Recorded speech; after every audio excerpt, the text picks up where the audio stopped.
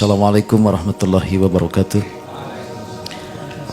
Begini Ustaz, dalam kehidupan bermasyarakat ataupun dan juga dalam rangka kita menjalankan syariat Islam, ketika kita bermasyarakat ada praktik-praktik ibadah yang berbeda dengan yang kita yakini. Ketika kita bertukar pikiran Ustaz, seperti tadi kata Ustaz, ada dua pendapat. Kata yang satu, kamu tidak istiqomah menjalankan syariat Islam itu. Tetapi ada yang satu lagi mengatakan, ini harus masuk ke dalam fikih lingkungan. Kita harus mengikuti, kalau kita bermasyarakat harus mengikuti fikih lingkungan, artinya biasakanlah ikut dengan kebiasaan yang ada di masyarakat. Satu contoh Pak Ustadz, mohon maaf langsung kepada praktiknya. Ketika kita ada misalnya ada tahlilan yang biasa di masyarakat, karena kita fikih lingkungan, kita masuk, kita ikut mengikuti di sana. Contoh yang lain, misalnya kita tidak berkunut, tetapi ketika kita masjid karena ingin di masjid ada kunut, nah misalnya seperti itu. Kalau jadi makmum barangkali cukup mengaminkan atau tidak mengangkat, tapi kalau kita misalnya menjadi imam, ada satu dilematis, apakah kita harus kunut atau tidak. Nah bagaimana menyikapi itu? Apakah kita termasuk kepada hal yang tadi? Apakah kita tidak istiqomah dengan apa yang kita pelajari, yang kita, dan satu lagi, apakah ada di dalam usul fikih atau yang namanya fikih lingkungan? Demikian Ustadz, terima kasih. Assalamualaikum warahmatullahi wabarakatuh. Assalamualaikum. Mungkin maksudnya adalah fikih sosial, bukan fikih lingkungan. Ya. Fikih lingkungan itu telah ditulis oleh guru dari guru-gurunya kita.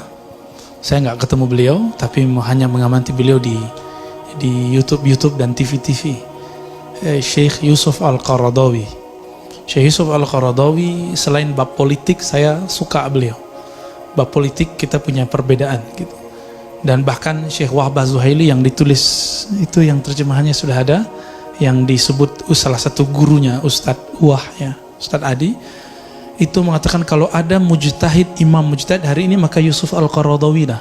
Sebelum terjadi konflik politik di Timur Tengah yang parah ini ya, beliau nulis buku Fiqhul Bi'ah, fikih ekologi lingkungan. Itu beda dengan fikih sosial.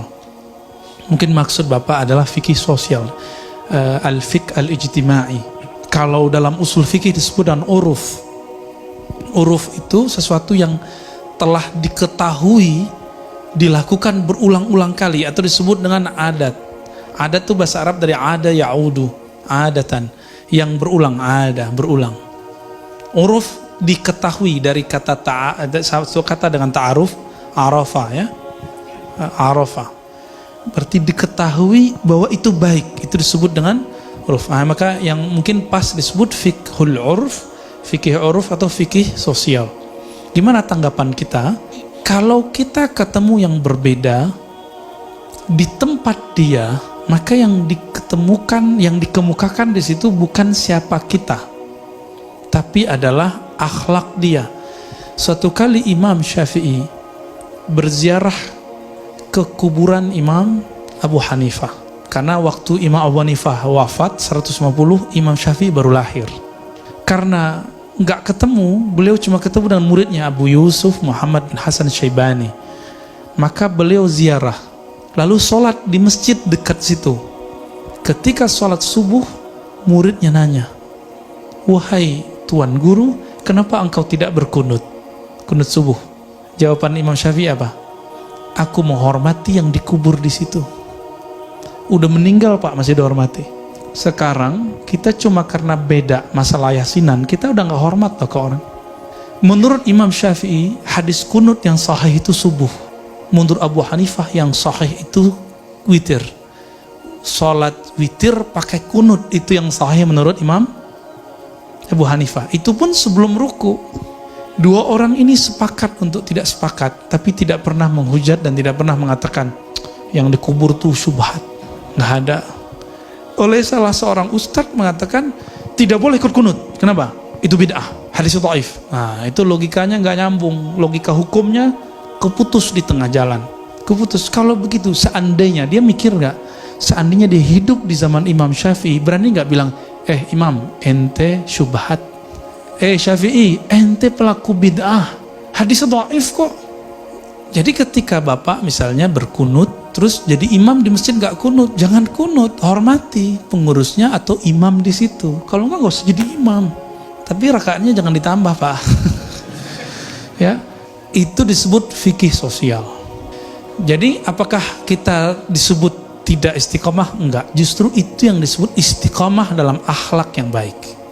Nah, ini makna ayat innamal mu'minuna ikhwah. Orang beriman itu bersaudara. Lalu di ayat itu dikatakan fa aslihu baina akhawaikum. Jadi kalau ingin melebur perbedaan menjadi suatu nikmat, wiridkan baca surat ini dan kaji tafsirnya. Surat Al-Hujurat. Islahlah antara saudara-saudaramu. Ayat ini turun dan jadi abadi karena Allah tahu umat ini pasti tidak akan mau islah, maka perintahnya disuruh islah. Ketika saya mengganti amal saya, fikih ibadah di depan kawan saya yang beda faham, di tempat dia, ini disebut fikih akhlak, dan itu sunnah salaf saleh. Jadi nggak disebut tidak istiqomah. Misalnya Bapak diminta jadi imam di masjid yang nggak jahar basmalah, udah gak usah jahar basmalah. Masjidnya nggak biasa zikir-zikir ba'da sholat dengan jahar, ya udah gak usah jahar. Gitu, sederhana nggak? Sederhana sekali.